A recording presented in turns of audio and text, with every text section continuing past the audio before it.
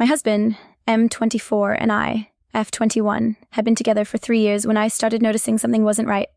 We moved in together and got married last July after dating for 2.5 years. It felt perfect.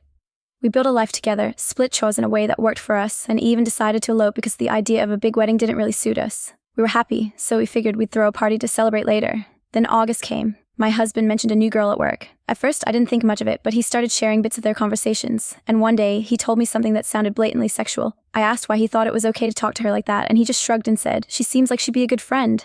I brushed it off, not wanting to seem jealous, but something about it stuck with me. In October, he got hurt at work and was home for a week. That's when things shifted. He became distant, snappy, impatient. The little quirks of mine that never bothered him before suddenly sparked arguments. He didn't want me to touch him and asked for a break from sex. I thought I was the problem, so I respected his space and tried to do better.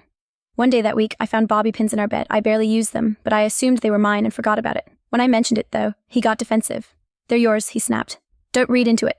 The reaction felt off, but I let it go. By November, things spiraled. I started finding hair ties in his truck, long curly hairs in our bed. My hair is straight. My shampoo and conditioner ran out faster, and his clothes smelled like Marc Jacobs Daisy, a scent I recognized immediately but never wore. On Thanksgiving, he picked a fight with my dad out of nowhere. My husband was usually calm and easygoing, but that night he was on edge. When I sided with my dad, he lost it, said awful things about my family. After we got home, he dropped me off and said he was staying at his brother's place. He came back the next day like nothing happened. I confronted him.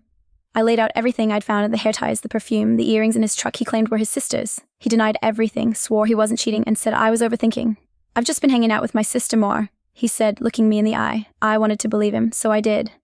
A week later, we went to his friend's birthday party. On the way there, a cat darted across the street and he slammed the brakes.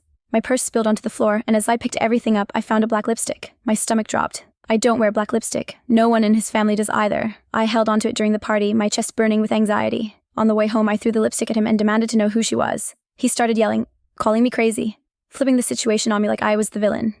But this time, I didn't back down. When we got home, I packed my bags. He broke down, sobbing, begging, finally admitting he'd been cheating with his coworker. "I'm so sorry," he kept saying, over and over.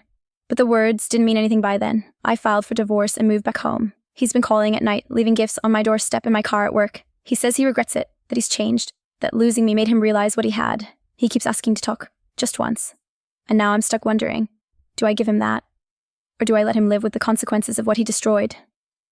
TLDR. My husband cheated on me with his coworker. I left, filed for divorce, and now he's begging to talk. I don't know if I should.